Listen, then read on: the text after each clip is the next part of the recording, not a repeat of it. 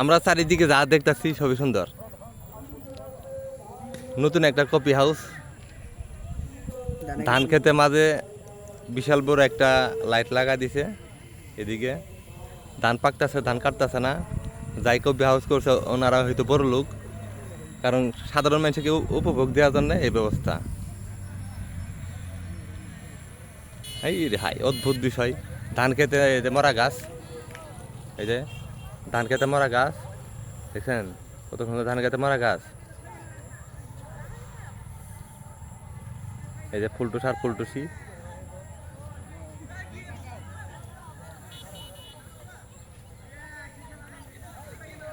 হ্যাঁ,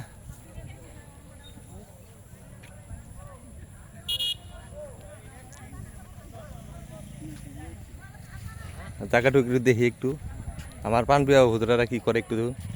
আসসালামু আলাইকুম। আচ্ছা, আমরা দিন আইছেন, একটু ভালো লাগতেছে না?